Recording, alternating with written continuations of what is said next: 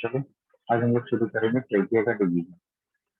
ये हमारा trachea divide करता है, डिवाइड करता है ये आप देखिए यहाँ से। तो एल्वियोलाई तक पहुंचते पहुंचते हमारा जो ट्रेकिया है वो अप टू 22 टाइम्स डिवाइड करता है। कितनी बार डिवाइड करता है? डिवाइड करता है 23 टाइम्स। इस डिवीजन को आप देखिए, ये है हमारा ट्रेकिया। यहाँ से शुरू है ट्रेकिया। ट्रेकिया दोनों लंग्स में डिवाइड होता है ब्रोंकाई में, और ब्रोंकाई फिर फर्दर डिवाइड होता है जिसमें ब्रोंकियोल्स में।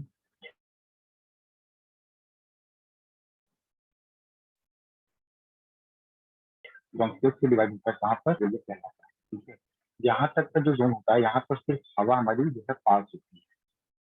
ठीक है, हाँ, यहाँ पर हमारी जो है एयर क्या होती है जैसा पास होती है सिर्फ यहाँ तक। उसके बाद जो एरिया हमारा आता है इसको हम क्या बोलते हैं? रेस्पिरेटरी ब्रोंक्यूल्स कहते हैं। रेस्पिरेटरी ब्रोंक्यूल्स फर्दर क्या होता है? एल्वियोलर डक्ट में जाता है और फिर फाइनली एल्वियोलर साइड में। तो ये देखिए यहाँ पर बना हुआ है क्या 23 लिखा हुआ है। तो 0 से लेकर के 23 टाइम्स तक ब्रोंकाई, जब ट्रेकिया तक हम रहते हैं तब हम उसको क्या बोलते हैं? ये 0 फेज है। इसके बाद जब एल्वियोलर फेज तक पहुंचते हैं तब तक ये डिवीजन कितनी बार हो चुका है बेटा? ये डिवीजन हो चुका है 23 टाइम्स। आपको याद क्या क्या करना है कि ट्रेकिया से लेकर के, याद क्या करना है ये बात पे ध्यान देना। कहाँ से हमने कहा? इस ट्रेकिया से लेकर के कहाँ तक? यहाँ तक, आपके टर्मिनल ब्रोंक्यूल्स तक। ये जो पर्टिकुलर एरिया है ये एरिया आपका कंडक्टिंग जोन कहलाता है। यानी कि यहाँ पर एयर क्या होती है? सिर्फ पास हो रही है, एक्सचेंज जोन नहीं कहलाता। इसके बाद ये जो एफिनर एयरवे है, यानी कि यहाँ पे ट्रांजिशनल ब्रोंकियल, ये वो एरिया होता है जो कि कंडक्टिंग जोन और आपका एक्सचेंज जोन दोनों के बीच का फेज होता है, उसको हम ट्रांजिशन ब्रोंकियल कहते हैं। तो ये ट्रांजिशन फेज आप देखिए, फिर यहाँ से शुरू होता है आपका ये वाला पर्टिकुलर एरिया, रेस्पिरेटरी ब्रोंक्यूल से शुरू हुआ। ठीक है, और ये पहुंचा कहाँ पर? फाइनली एल्वियोलाई और एल्वियोलर साइड में पहुंचा। तो यहाँ तक का डिवीजन आप देखिए, कहाँ तक? 15 से लेकर के 23 तक ये डिवीजन जो हो रहा है किस एरिया में हो रहा है? आपके एक्सचेंज जोन में हो रहा है। तो आपको दो जोन दिखाई पड़ रहे हैं। ठीक है, कितने जोन दिखाई पड़ रहे हैं? दो जोन। आपको याद यही करना है कि ये कहाँ कहाँ से कहाँ तक का कंडक्टिंग जोन है, कहाँ से कहाँ तक का आपका आपका जो है एक्सचेंज जोन। ठीक है, यहाँ पर आप लिखिए गए पॉइंट, जैसे ये ट्रेकिया है। ट्रेकिया किस जगह से डिवाइड होता है बेटा? बताइए, ट्रेकिया किस जगह से डिवाइड होता है? आपकी लंबर 5 रीजन से डिवाइड होता है। कल हमने आपको ये क्लास में बताया, सॉरी LT5 में। ये जो थोरेसिक 5 रीजन होता है हमारा, इस रीजन से हमारा या इस पोजीशन से हमारा ट्रेकिया जो में डिवाइड होता है, और ये डिवीजन को हम क्या बोलते हैं? प्राइमरी ब्रोंकस कहते हैं। और एक बात हमने आपको बताई ये थी कि हमारा जो ट्रेकिया होता है फ्रंट साइड से कंप्लीट दिखाई पड़ता है, बैक साइड से क्या होता है? ये इनकम्प्लीट होता है। और ये जो स्ट्रक्चर होता है, इस स्ट्रक्चर को हमने कहा था ये मेम्ब्रेनस स्ट्रक्चर, जिसमें मेम्ब्रेनस स्ट्रक्चर। इसी वजह से ये जो हमारा ट्रेकिया है ये कुछ इस तरीके से दिखाई पड़ रहा है, इसके अंदर इस तरीके से मूवमेंट होता है, मूवमेंट होता है। और ये हमारे ट्रेकिया को नॉन कोलैप्सिबल बनाता है। ट्रेकिया क्या बनाएगी? Non collapsible. इसीलिए यहाँ पर इंपॉर्टेंट पॉइंट हमने लिखा है, नीट का बड़ा क्वेश्चन क्वेश्चन है कि trachea of man and cockroach both are non collapsible. ये इन दोनों में सिमिलरिटी होती है, इन दोनों के बीच में ये सिमिलरिटी होती है। और हमने आपको बताया था ट्रेकिया की जो इनर लाइनिंग होती है वो किसकी होती है? Pseudo stratified ciliated columnar glandular epithelium की लाइनिंग होती है। और ये इस एपिथेलियल टिश्यूज को हमने यहाँ पर डायग्रामेटिक प्रेजेंटेशन से बहुत अच्छे से जो है इसको एक्सप्लेन किया था कल आपको। इसके बाद आप देख लीजिए कि पॉइंट लिखिएगा। पॉइंट ये है कि cartilaginous ring, cartilaginous ring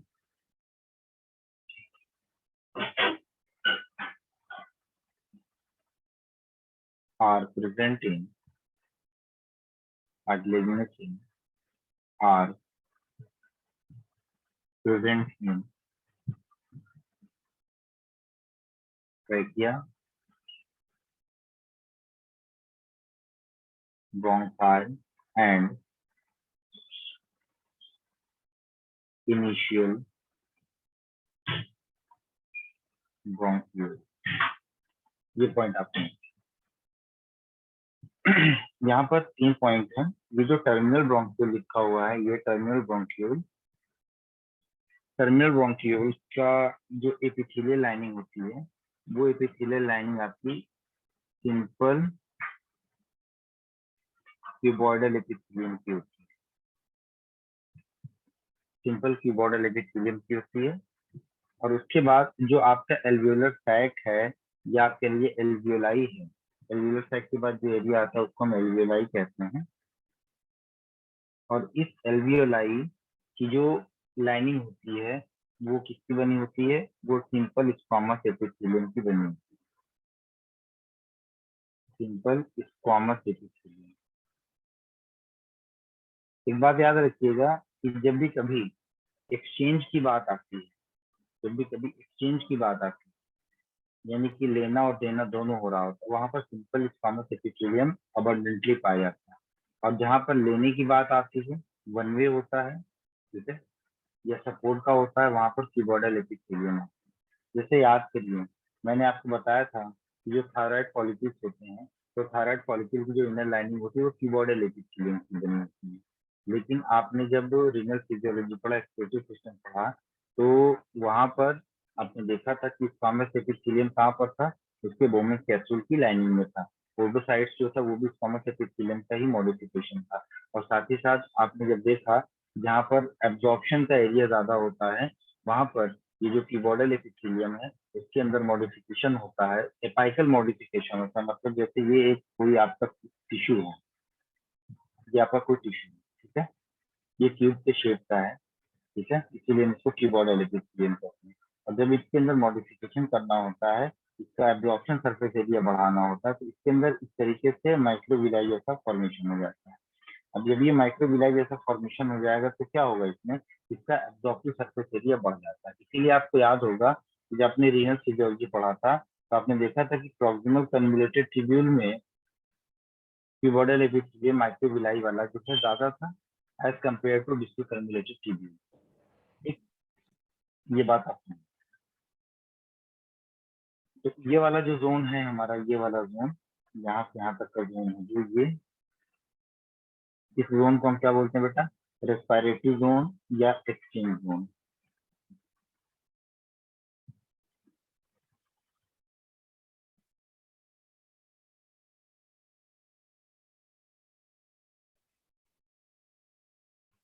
respiratory zone या एक्सचेंज जोन, ठीक है। और ये जो कंडक्टिंग एयरवे आपको दिख रहा है, पर्टिकुलर हम इस एयरवे को क्या बोलते हैं? तो इसको हम बोलते हैं कंडक्टिंग जोन, तो है ही है, साथ ही साथ इसको हम बोलते हैं ब्रोंकियल ट्री।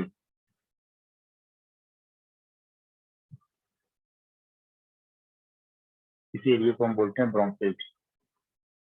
मैं समझता हूँ ये बात आपको अच्छे से क्लियर हो गई होगी, ठीक है। इसको लिख लिया आपने?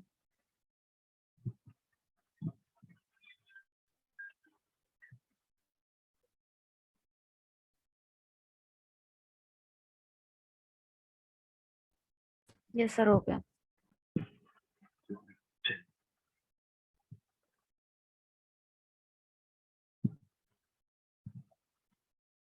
ये देख लीजिए आपका जो आप सर एक पढ़ाने जा रहा क्वेश्चन हूँ। है।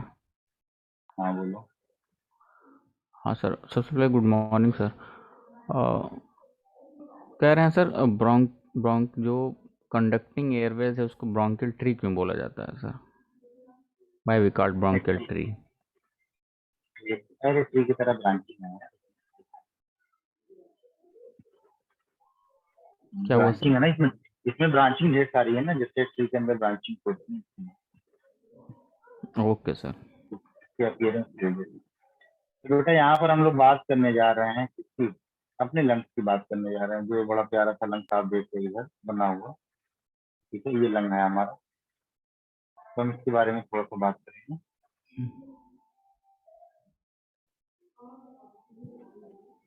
ठीक है, लंग्स की बात करेंगे, पिछली लंग्स कहेंगे। आप देखिए, हमारा ये रिब केज बना होता है आपके रिब से, ठीक है।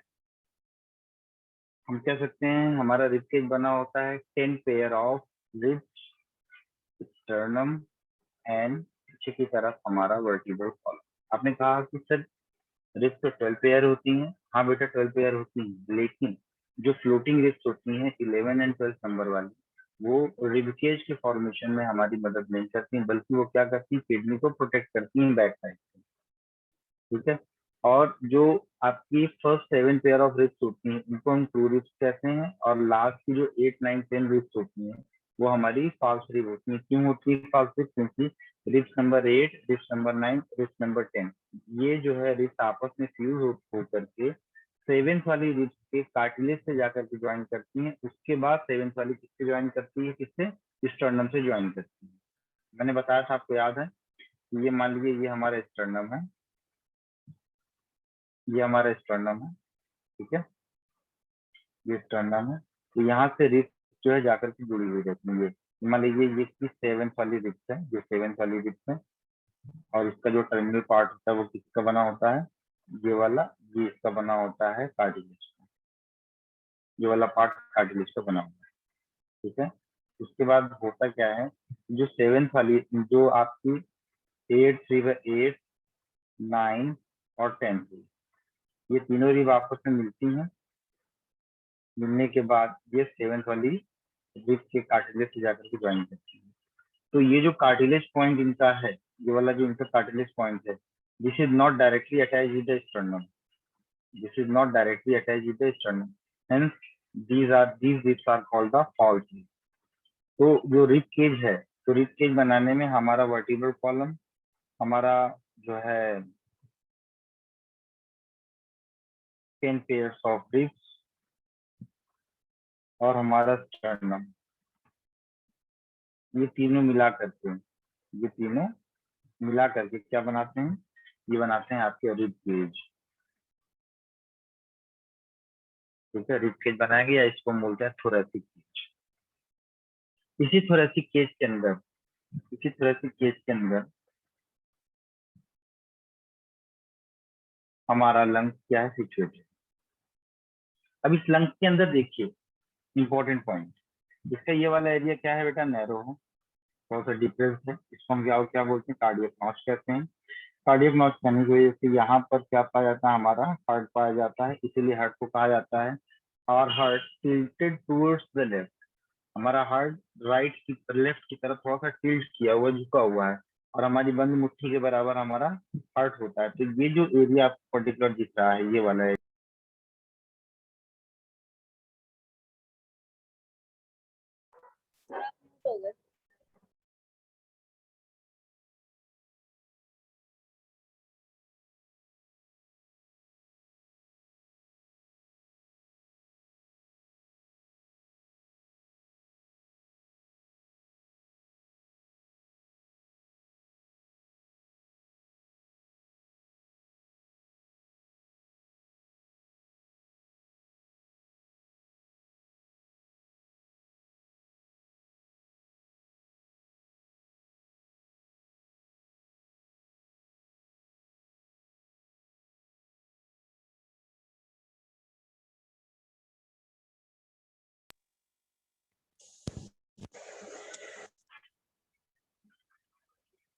यहाँ पर मौजूद है आपका हार्ट, ये tilted towards the left, 4 chamber वाला आपका हार्ट।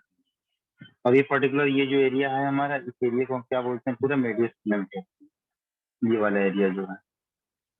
अब इस कार्डियक नॉच की वजह से हमारे राइट वाले लंग्स की, ये वाला जो लंग्स है, ये वाला लंग्स हमारा राइट है, ये वाला हमारा राइट लंग है, और ये वाला हमारा लेफ्ट लंग।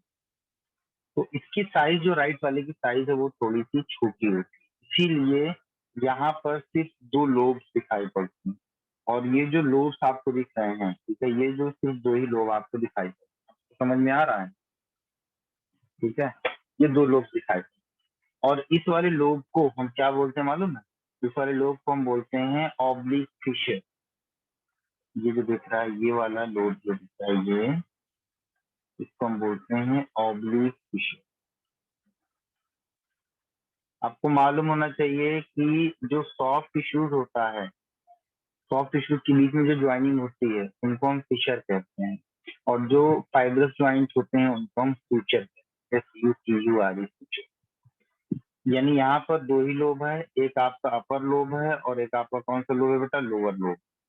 ठीक है, ये आपका अपर लोब हुआ, ये आपका कौन सा लोब हुआ, लोअर लोब। लेकिन आपका जो लेफ्ट वाला लंग है, ये जो लेफ्ट वाला लंग, लेफ्ट वाले लंग में 3 लोब दिखाई पड़ रहे हैं। ठीक है, ये आपका हो गया अपर लोब, ये आपका हो गया मिडिल लोब, और ये वाला हो गया आपका इंफीरियर लोब या लोअर लोब। 3 नाम लिखे हुए यहाँ पर, देखिए यहाँ पर 3 नाम लिखे हुए। एक है आपका सुपीरियर लोब, ठीक है, ये आपका कौन सा लोब है, मिडिल लोब है, ठीक है, और ये आपका कौन सा लोब है, इंफीरियर लोब। 3 लोब आपको यहाँ पर दिख रहे हैं, बहुत अच्छे। लेकिन यहाँ पर आप देखो, इधर इधर आपको सिर्फ और सिर्फ दो ही लोब आपको दिखाई पड़ रहा है। ये है आपका सुपीरियर वन, और ये वाला है आपका क्या, इंफीरियर, ये नीचे वाला इंफीरियर। ठीक है, और यहाँ पर 3 फिशर्स आपको दिखाई पड़ रहे हैं। एक तो ये वाला दिख रहा है, एक, सॉरी, 2 फिशर दिख रहे हैं, एक ये वाला दिख रहा है। इसी 2 फिशर की वजह से हमारा जो राइट लेफ्ट वाला लंग है वो 3 पार्टीशन में बटा हुआ। ठीक है, तो क्योंकि ये वाला जो है ये ट्रांसवर्सली ऐसे प्रेजेंट, इसलिए हम इसको बोलेंगे ट्रांसवर्स फिशर। और ये वाला जो है ये नीचे की तरफ से ऑब्लिकली प्रेजेंट है, इसीलिए हम इसको क्या बोलेंगे, ऑब्लिक फिशर। ये वाला आपका है oblique fissure. I hope this is absolutely.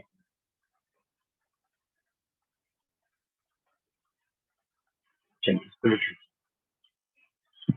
और हमारा ये जो लंग है, मैं यार बात मालूम, हमारा ये जो लंग है ये नीचे की तरफ से बेटा सपोर्टेड है, इससे डायफ्राम। ये नीचे की तरफ से सपोर्टेड है, किसकी है, डायफ्राम की।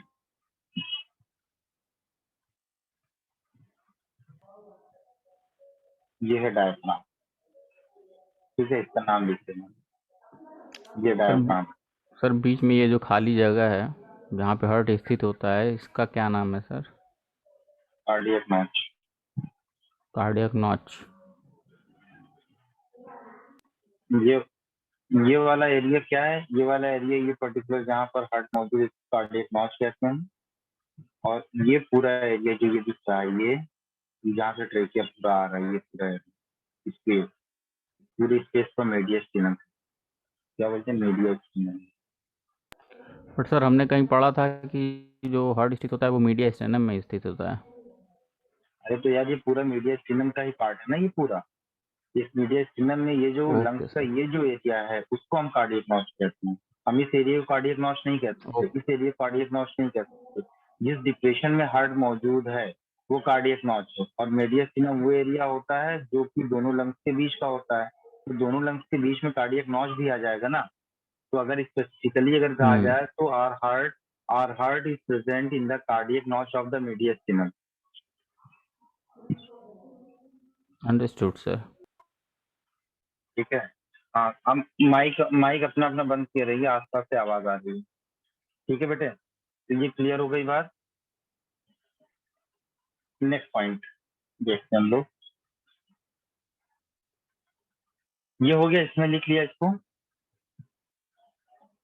ये जो रिप्स थी हमारी, ये 7th वाली थी। ये जो रिप्स थी आपकी 8, 9 और 10th रिप है। ठीक है, और ये इसका कौन सा पार्ट है, ये इसका कार्टिलेज पार्ट है, ये इसका कार्टिलेज पार्ट है, ये आपका स्टर्नम है। ठीक है, एपिस्टर्नम, यूरोस्टर्नम एंड ये आपका कौन सा है, मेटास्टर्नम है। और ये नीचे की तरफ का ग्रिफॉइड, ये सब पढ़ा चुके हैं। अब आपसे एक सवाल सवाल ये होता है कि ये जो हमारा एल्वियोलाई है, एल्वियोलाई जो है ये आपका फंक्शनल यूनिट है रेस्पिरेटरी सिस्टम, और दोनों लंग्स से मिलाकर के अप्रोक्सीमेटली 300 मिलियन एल्वियोलाई होते हैं। तो हमारा सवाल ये है कि दोनों लंग्स में कितने होंगे। मतलब दोनों लंग्स में 300 मिलियन है, तो दोनों लंग्स में एक आपका राइट लंग है और एक आपका लेफ्ट लंग है, तो आप बताइए दोनों में कितने कितने होंगे? राइट वाले में ज्यादा होगा कि लेफ्ट वाले में ज्यादा होगा, या दोनों में इक्वल अमाउंट में होंगे? जवाब। सर सवाल का मेरा है इक्वल होंगे सर। सिंपल। लेफ्ट वाले में ज्यादा होंगे। लेफ्ट वाले में ज्यादा ज्यादा होंगे। होगा। अच्छा, लेफ्ट वाले में ज्यादा होगा, राइट वाले में कम होगा, ये तुम्हारे कहने का मतलब है। तो ये वाला लेंस कौन सा है? ये वाला लेफ्ट वाला है, और ये कौन सा है? राइट वाला है, ऐसा है? Yes sir. नहीं यार, मैंने उल्टा बोल दिया, सॉरी। ये लेफ्ट वाला नहीं है, ये राइट वाला है। ये वाला लंग कौन सा है? ये राइट। राइट। ये यस। हाँ तो ये सर वाला फिर आपका राइट वाला है, ये लेफ्ट वाला है। तो राइट में ज्यादा होंगे लेफ्ट से। तो राइट वाले में क्या होगा? ज्यादा हो जाएगा।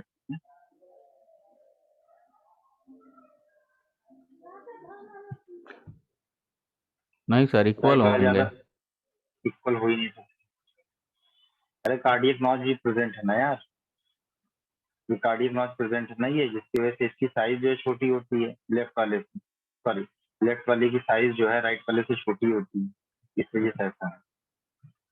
साइज की भी बात है, राइट वाले की साइज जो है लेफ्ट वाले से क्या ज्यादा है, तो जिसकी साइज ज्यादा है उसके अंदर नंबर ऑफ एल्वियोलाई भी ज्यादा है, और ये लेफ्ट वाला है, लेफ्ट वाले की साइज राइट वाले से कम। तो साइज की बात जब भी करेंगे हम, तो हम साइज की बात जब भी करेंगे, तो right lung is larger than left lung, and number of alveoli is more, number of alveoli is more in right lung as compared to left lung।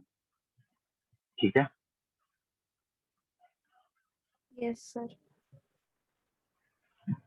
जो थोड़ा कंसेप्चुअल बात, कंसेप्चुअल क्या है तो बात के लोगों को पता है। बट सर क्वेश्चन आता है तो हम लोग रफली 6 मिलियन 600 मिलियन एल्वेलाई दोनों में मान के चलते हैं और इक्विवाई नहीं करते यार, हैं। दोनों को मिला के 300 होता है।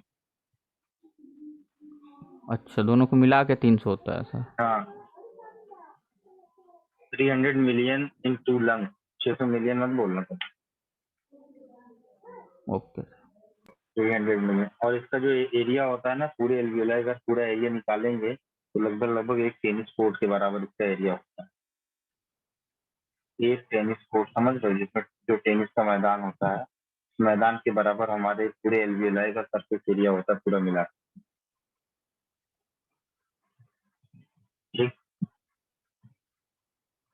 देखो आगे बात करने चल रहे हैं एलवीएलआई की। अच्छा, एक चीज और है, जब भी कभी हम लंग्स की बात करते हैं तो यहाँ पर इस चीज को ध्यान देना, जैसे ये आपको दिख रहा है, ये आपका क्या है? ट्रैकिया है।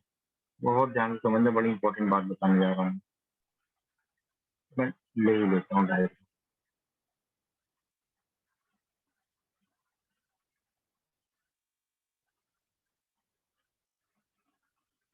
जैसे मान लीजिए कि हमारा क्या है?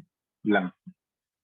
ठीक है, तो इस लंग्स के ऊपर एक कवरिंग हमें दिखाई पड़ती है। ठीक है, ये कवरिंग देखना, ये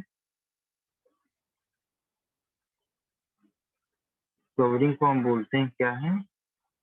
ये जो कवरिंग है, कवरिंग को हम कहते हैं प्लूरा। ये बना लीजिएगा हमारे साथ, इस कवरिंग को हम बोलते हैं प्लूरा। ये क्वेश्चन आपके नीट के एग्जाम में पूछता है, ये आपका प्लूरा है। अब ये प्लूरा जो बाहर की तरफ होगा, कवरिंग जो बाहर की तरफ होती है, इस कवरिंग को हम बोलते हैं पेराइटल, या उस रीजन को हम पेराइटल कहेंगे, और जो ऑर्गन की तरफ होता है उसको हम बोलते हैं विस्टल।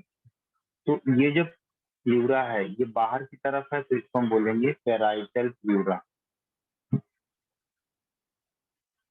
जो होगा आपका पेराइटल प्लूरा, और ये जो अंदर की तरफ है इसको हम बोलेंगे विस्टल प्लूरा।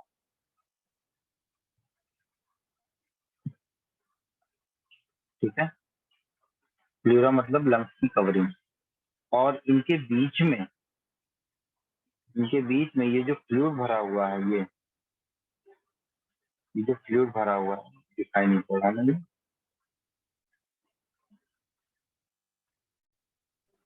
ये जो फ्लूइड प्लूरल। भरा होता है इसको हम बोलते हैं प्लूरल फ्लूइड, सर हम वैसे बोलते हैं ये प्लूरल। पेराइटल प्लूरा को प्लूरल भी कह सकते हैं, तो वैसे कोई प्रॉब्लम नहीं।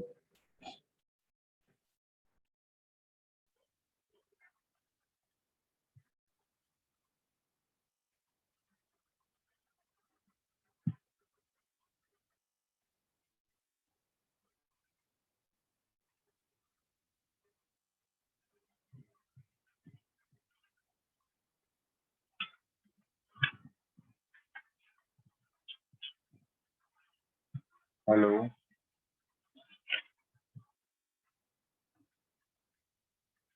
Hello hello hello, yes sir. आवाज नहीं आ रही मेरी, बोलो। सर अब आ रही है? हाँ हाँ आ रही है। हाँ सर, मैं बोल रही थी कि प्लूरा हो या प्लूरल हो, वो तो एक ही बात है। हाँ प्लूरल भी एक ही बात है। तो देखिए, प्लूरल मेम्ब्रेन कहते हैं, कुल मिला के इसको हम बोलते हैं प्लूरल मेम्ब्रेन।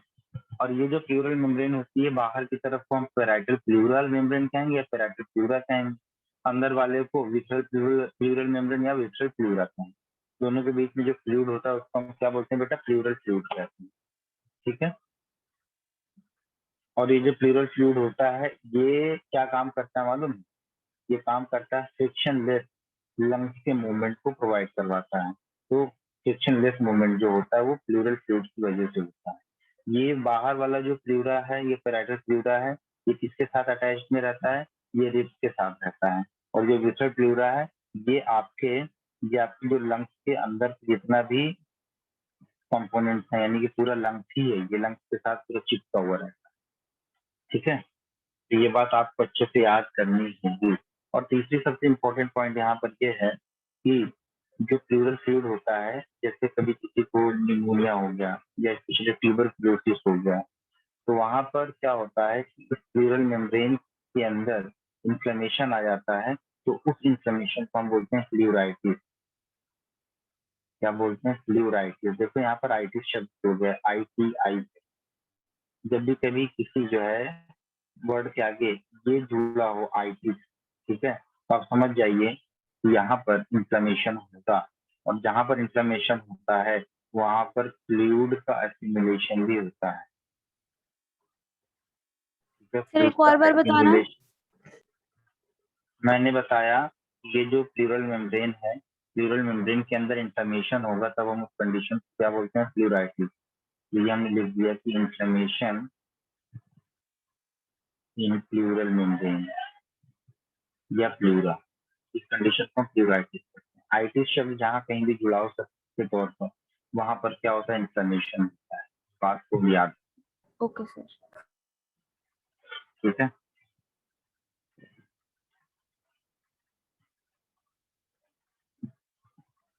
तो ये जो इंफ्लेमेशन है प्लूराइटिस जनरली ट्यूबरक्लोसिस में भी हो जाता है। चलिए मैं आगे लेकर हो गया ये आपका।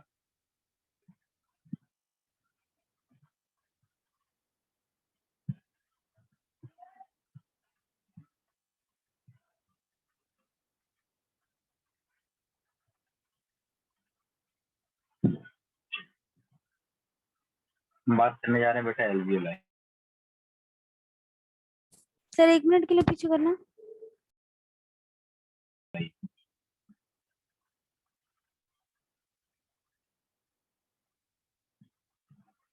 ठीक है। सर स्लाइड पीछे कर दो।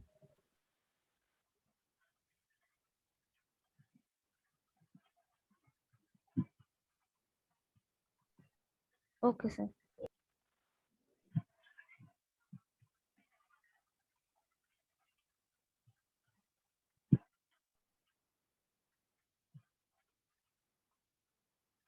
ये जो एल्वियोलाई है ना, देखो इधर,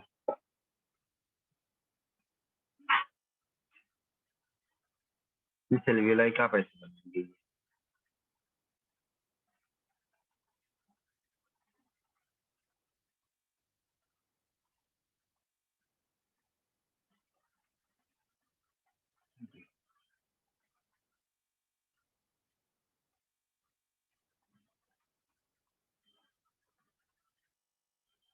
ये आपका एल्वियोलाई बनाने जा रहा हूँ मैं, इसकी तरफ बहुत ध्यान से देखो। इस एल्वियोलाई की जो इनर लाइनिंग होती है वो इनर लाइनिंग बनी होती है किसकी? एल्वियोलर एपिथेलियम की, जो कि आपके किस तरीके का होता है ये आपका सिंपल स्क्वामस एपिथेलियम।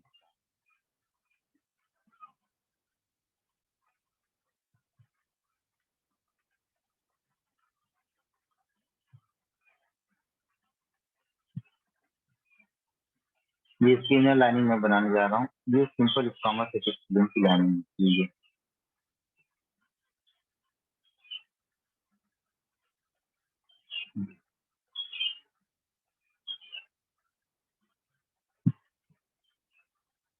बनाते हुए चलिए हमारे साथ।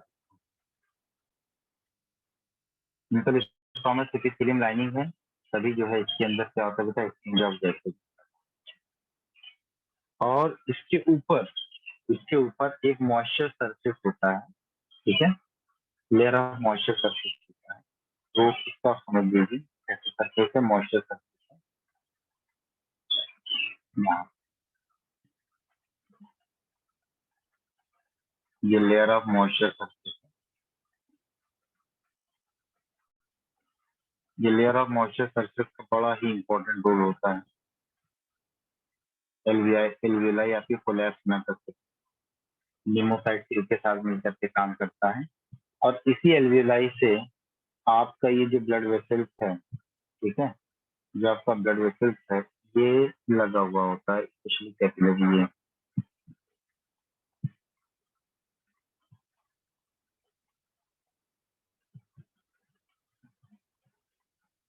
ये जो दिख रहा है ये आपका क्या है? ब्लड वेसल्स है। अब इस ब्लड वेसल्स में आप देखिए कि ब्लड वेसल्स की जो इनर लाइनिंग होती है, याद रखिए उस इनर लाइनिंग को, ब्लड वेसल्स की जो इनर लाइनिंग होती है उसको हम बोलते हैं एंडोथेलियम ऑफ ब्लड वेसल्स। वो भी स्क्वामस एपिथेलियम का ही मॉडिफिकेशन है। ये होती है आपकी एंडोथेलियम, ये होती है आपकी endothelium of blood vessels. Exam में आपके नीट में आया है कि रेस्पिरेटरी मेम्ब्रेन में कौन कौन से कंपोनेंट्स इन्वॉल्व होते हैं, ठीक है। तो होता क्या है कि नाम लिख लेते हैं हम सबसे पहले। नाम में ये वाला जो लेयर आपको दिख रहा है ये आप कह सकते हैं this is the layer of moisture. Layer of moisture, ये जो दिख रहा है लेयर इसको हम बोलते हैं एल्वियोलर एपिथेलियम। एल्वियोलर एपिथेलियम, ये जो बाहर है आपका इसे एल्वियोलर एपिथेलियम हो ही गया। उसके बाद पर्टिकुलर ये वाला जो एरिया दिख रहा है ये है आपका एंडोथेलियम। ये है आपका क्या? एंडोथेलियम। और ये जो स्पेस दिख रहा है ना इन दोनों के बीच का, ये जो स्पेस है ये जो स्पेस ये वाला ये स्पेस जो दिख रहा है इस स्पेस को हम बोलते हैं इंटरस्टिशियल स्पेस। क्या कहते हैं इसको? इसको कहते हैं इंटरस्टिशियल। Interstitial space. अब ये तीनों मिल करके आपस में, ठीक है, ये सब आपस में मिल करके कौन कौन से?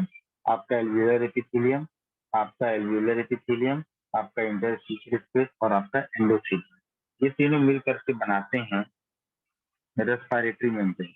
और इस रेस्पिरेटरी मेम्ब्रेन को हम क्या कह सकते हैं कि ये इनमें जो बैरियर होंगे तो यही तीन होंगे, एल्वियोलर एपिथेलियम, इंटरस्टिशियल स्पेस और एंडोथेलियम। ये एक बैरियर की तरह काम करेंगे। इन्हीं से होकर के हमारा CO2 और ऑक्सीजन का क्या होगा? एक्सचेंज होगा, इन्हीं के रास्ते से होकर के जाएंगे। तो अब आपको मैं बताऊं कि जब भी कभी CO2 का लेवल एंड O2 का लेवल, दोनों की बात, जब O2 का लेवल यहाँ पर ज्यादा होता है, पहले आप बात करते हैं, पहले हमने सांस ली, पहले हमने क्या किया बेटा? सांस लिया, ऑक्सीजन अंदर आई, एयर अंदर आई, ठीक है। इसके बाद यहाँ पर ऑक्सीजन का कंसंट्रेशन क्या हो गया बेटा? ज्यादा हो। जब भी कभी ऑक्सीजन का कंसंट्रेशन ज्यादा होता है, किसी भी गैस का कंसंट्रेशन ज्यादा होता है, तो वो जो है आपके हायर कंसंट्रेशन से लोअर कंसंट्रेशन की तरफ मूव करता है। तो ऑब्वियस सी बात है, यहाँ से हमारा ये जो देख रहे हो ऑक्सीजन यहाँ से आएगा, कहाँ पर, यहाँ पर आएगा। ठीक है, ऑक्सीजन क्या किया, यहाँ से ऑक्सीजन निकला इधर आ गया। तो अब इस एरिया में ऑक्सीजन की वैल्यू ज्यादा हो गई, लेकिन जब ऑक्सीजन का एक्सचेंज हो रहा होता है तो सेम टाइम पर हमको, मैं आपको बताऊं कि यहाँ पर CO2 का लेवल ज्यादा होता है और CO2 रिटर्न होता है कहाँ पर, आपके एल्वियोलर सैक के अंदर। और इस एल्वियोलर सैक के अंदर आपका ये जो O2 CO2 का लेवल है, अब ये क्या हो गया, ज्यादा हो गया। और फिर यही CO2 जो है धीरे से क्या होता है बेटा, बाहर निकल जाता है नॉस्ट्रिल से धीरे धीरे। तो ये जो एक्सचेंज ऑफ द गैसेज होता है, और ये जो पर्टिकुलर एरिया है आपका, ये इसको हम बोलते हैं blood capillary. This is the blood capillary. तो आपको मैं बता दूं कि ये जो मॉइस्चर का सरफेस है, लेयर ऑफ मॉइस्चर का सरफेस है, इस लेयर ऑफ मॉइस्चर में एक और चीज होती है, उसको हम बोलते हैं बेटा सर्फेक्टेंट। ये बड़ा ही इंपॉर्टेंट रोल है, ये बहुत इंपॉर्टेंट रोल है हमारे सर्वाइवल। अगर सर्फेक्टेंट नहीं होगा तो हम सर्वाइव नहीं कर पाएंगे, हम बिल्कुल भी जिंदा नहीं रहेंगे। ठीक है, ये सिंपल सी बात है। जो एल्वियोलर एपिथेलियम है, इस एल्वियोलर एपिथेलियम को हम बोलते हैं सिंपल स्क्वामस एपिथेलियम का टाइप है ये,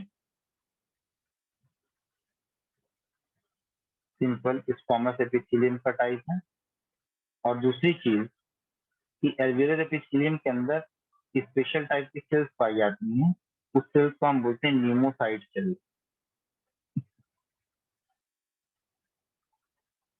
क्या बोलते हैं, न्यूमोसाइट। इस न्यूमोसाइट सेल्स का बड़ा ही मेजर रोल है।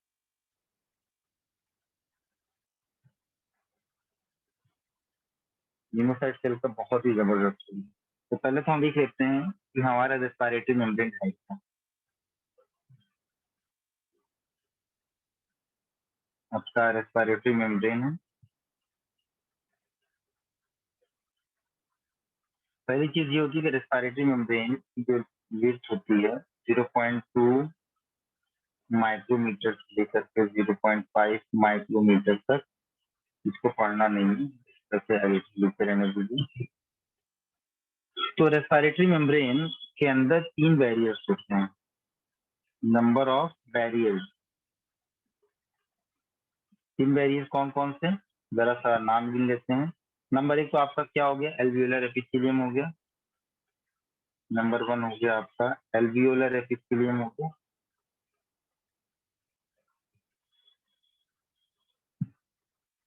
और नंबर 2 कौन सा हो गया आपका, एंडोथेलियम ऑफ ब्लड वेसल्स हो गया।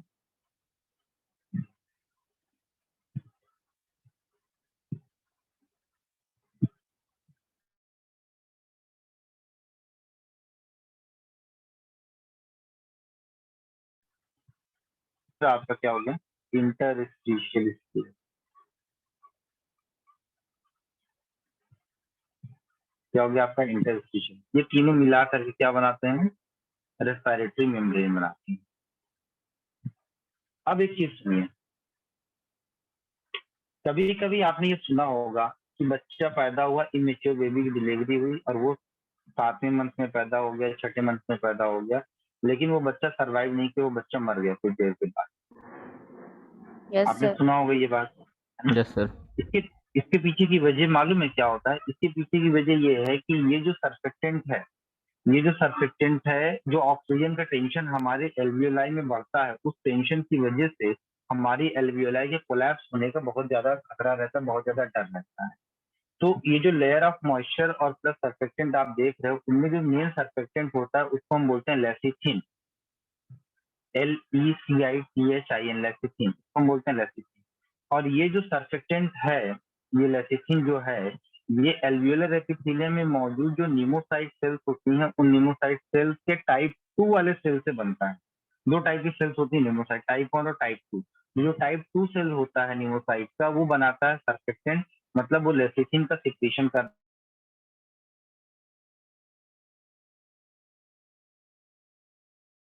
है, लेसिथिन का प्रोडक्शन करता है। ये मिल करके एक से लेयर बनाते हैं एल्वियोलर एपिथेलियम के ऊपर, जिसकी वजह से जो भी गैसियस एक्सचेंज के दौरान जो टेंशन क्रिएट होता है, उस टेंशन को क्या करते हैं, वो मैनेज करते हैं। तो ये जो सर्फेक्टेंट का फॉर्मेशन होता है एम्ब्रियोनिक डेवलपमेंट में या फीटल डेवलपमेंट में, वो 6 to 7 मंथ के बीच में होता है, जब प्रेगनेंसी होती है। यानी कि बच्चे की उम्र जब माँ के पेट में 6 से 7 महीने की हो जाती है, उस दौरान ये सर्फेक्टेंट का फॉर्मेशन होना शुरू हो जाता है। तो अगर आप समझिए कि वही बच्चा छठे मंथ में पैदा हो गया, बाई एनी मीन्स 7वें मंथ में पैदा हो गया, तो उसका ये जो सर्फेक्टेंट वाला मामला है, ये प्रॉपर वे में नहीं बन पाया होगा।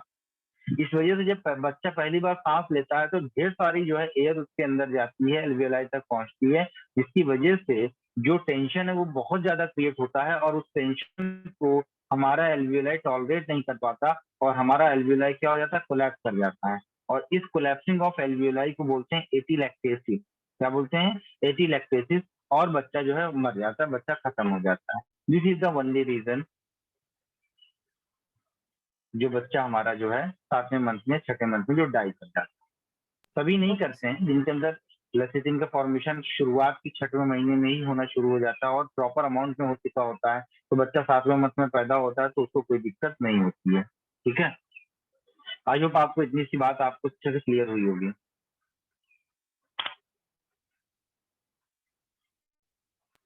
Yes sir. ठीक है, तो ये पॉइंट लिख लिया आपने। अगला पॉइंट आपको मैं बताता हूँ कि आपका ये जो निमोसाइट है, निमोसाइट,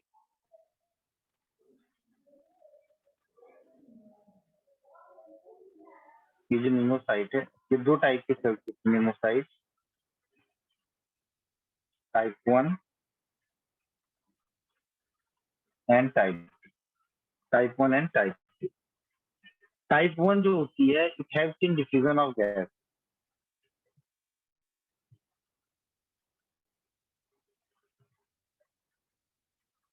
डिफ्यूजन ऑफ गैस। टाइप 2 जो सेल्स होती हैं, ये सिक्रीट अ सर्फेक्टेंट।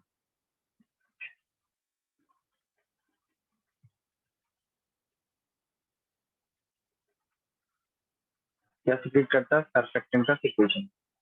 और ये सर्फेक्टेंट होता है मेनली आपका, इसका केमिकल नेचर होता है लेसिथिन। ये लेसिथिन है, और ये जो लेसिथिन है, स्पेशली क्या होता है, फॉस्फोटिडिलकोलिन। बट सर टाइप 2 तो डिफ्यूजन में सबसे टाइप 1 से ज़्यादा हेल्प करता है ना? फॉस्फोटिडिलकोलिन स्पेसिफिक फंक्शन इसका क्या होता है, सर्फेक्टेंट का सिक्रेशन का। हेल्प तो न्यूमोसाइट सेल्स हैं, तो टाइप 1 टाइप 2 दोनों ही डिफ्यूजन में मदद करेगा। ठीक है, टाइप 1 यस सिर्फ सर। तो डिफ्यूजन टाइप में मदद टाइप 2। करता है। टाइप 2 सिक्रीशन ऑफ सर्फेक्टेंट इसका स्पेसिफिक फंक्शन है, लेकिन साथ साथ वो डिफ्यूजन ऑफ गैसेस में करता यस सर। है। ठीक है, तो ये लेसिथिन हो गया। तो ये लेसिथिन क्या करता है, स्पेशली सर्फेक्टेंट क्या करता है?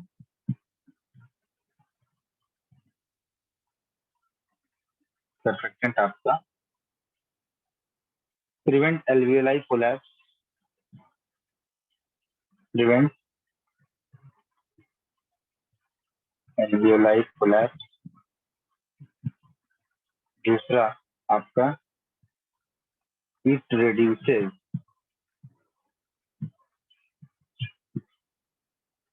कह सकते हैं prevent alveoli collapse by reduces the या reducing the surface tension।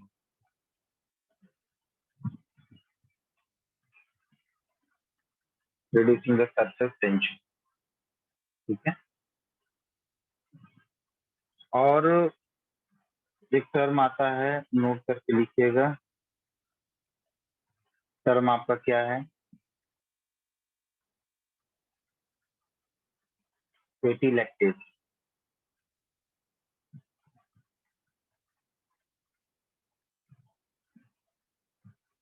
एटीलैक्टेस, एटीलैक्टेसिस का it is the collapsing of alveoli.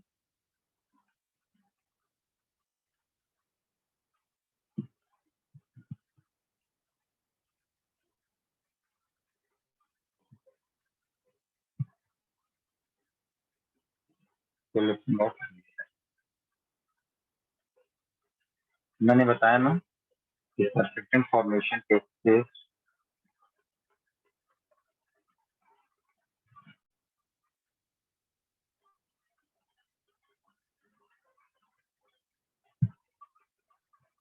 between 6 to 7 months of pregnancy in the fetus. ठीक है, the fetus.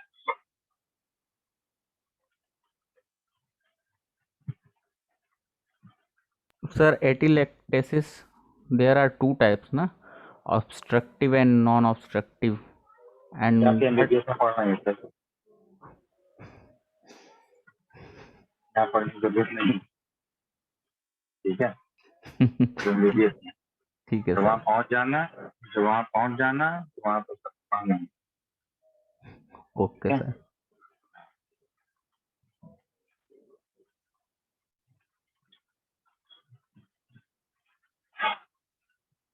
तो बेटा ये बात आपकी हो गई, surfactant formation takes place. Yes sir. 5 minute का मैं आपको ब्रेक दूंगा, 5 मिनट के बाद 9 बजे फिर ज्वाइन करना आपको, 9:03 या 4 मिनट। मैं डिस्कनेक्ट नहीं कर रहा हूँ, इसी आईडी पर आपको वापस आ जाना है, यस सर। वहाँ पर मैं आपको संजय वगैरह पढ़ाऊंगा, ठीक है।